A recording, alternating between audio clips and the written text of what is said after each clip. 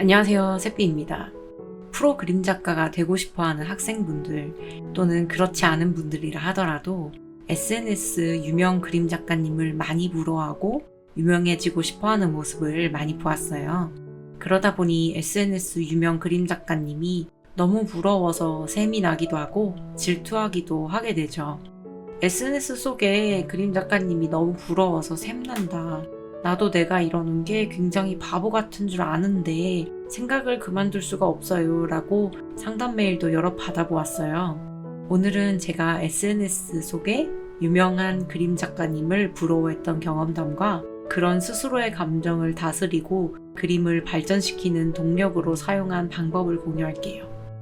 제가 이런 유튜브 올리면 아니 새삐님도 유명한데 너무 기만 아닌가요? 라고 생각하실 수도 있겠지만 저는 SNS에서 유명해진 지 생각보다 얼마 되진 않았어요. 저는 오랫동안 절필을 했기 때문에 SNS 관리는커녕 업로드할 그림조차 못 그렸어요. 그러다 보니 다른 분들이 활발하게 소셜 네트워킹하는 모습을 손가락 빨고 지켜볼 수밖에 없었던 그런 시간이 아주 길었어요. 나는 아무것도 못하는데 다른 분들은 저렇게 그림도 그리고 교류도 하고 그림으로 관심도 받고 유명해지면서 동시에 그림도 늘고 그런 모습을 오랫동안 지켜보니까 부러움을 넘어서 시샘나고 이제 질투했었어요. 나도 그림만 그릴 수 있으면 저렇게 될 수도 있었을 텐데 저 사람은 나보다 그림 못 그리는 것 같은데 관심 많이 받네? 저 사람 그림은 저렇게 관심 받을 만한 그림처럼 안 보이는데? 뭐 이런 식으로요. 그리고 이런 생각을 하다 보니 SNS만 들어가면 속에서 천불이 나는 것 같고 타인의 열심히 노력한 결과물을 보고도 운이 좋아서 저렇게 될 수 있었지 라는 식으로 매도했었어요. 심지어 몇몇 분들은 너무 질투나는 나머지 아주 오랫동안 숨김처리 했었습니다. 도저히 마주볼 자신이 없었어요. 왜 그렇게 질투했을까 돌이켜 생각해보면 전 다른 사람의 피땀 흘려 이룬 노력을 운이나 재능 같은 그 사람이 노력해서 얻은 것이 아닌 요행으로 치부했었어요. 그 사람이 그만큼 잘하게 된 데에는 노력이 5% 미만, 아니 어떨 때는 0으로 매도했었어요. 부러워서, 질투에 눈이 멀어서 남의 성과를 매우 후려친 거죠.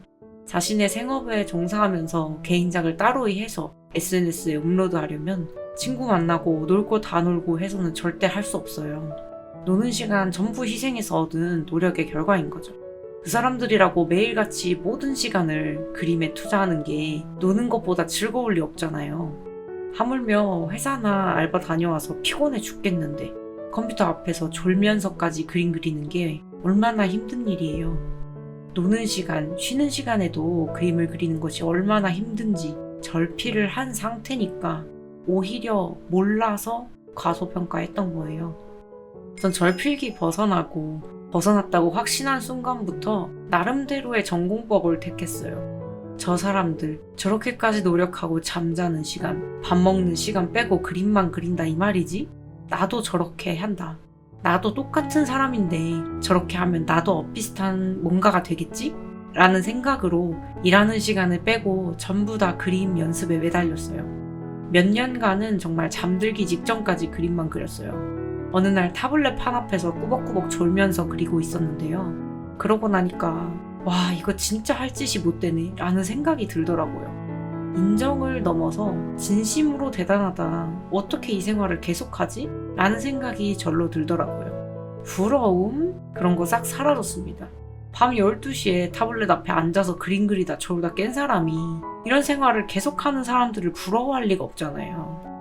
일하는 시간 빼고 그림 연습에만 매달리는 생활을 시작할 때쯤 저는 스스로 1년이면 많이 늘어있겠지? 라는 생각으로 1년만 참자라고 생각했어요.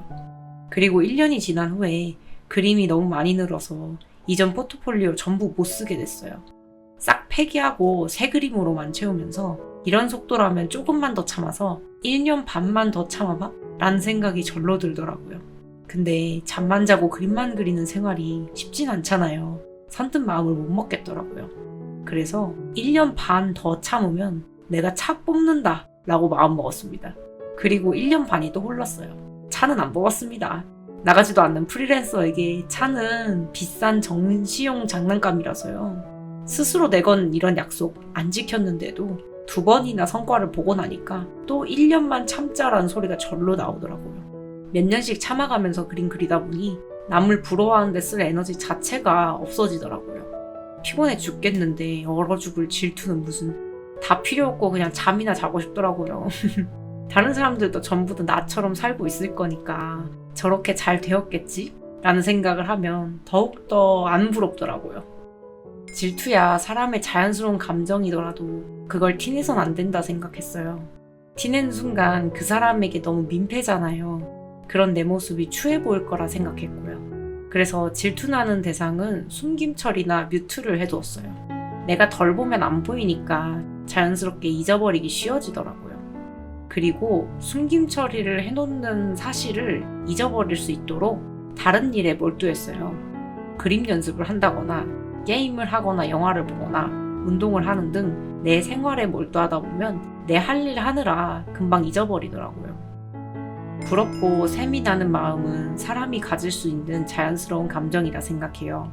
그러나 감정에 억눌려 해야 할 일을 못하게 되거나 상대방을 비하하고 매도한다면 정말 잘못된 행동이지요. 잘못된 행동일 뿐만 아니라 그런 감정을 가지고 있는 나 자신 또한 매우 상처받는 행동일 거예요. 나 자신의 건강을 위해서라도 감정을 다스려 보자고요. 오늘도 시청해주셔서 정말 감사합니다.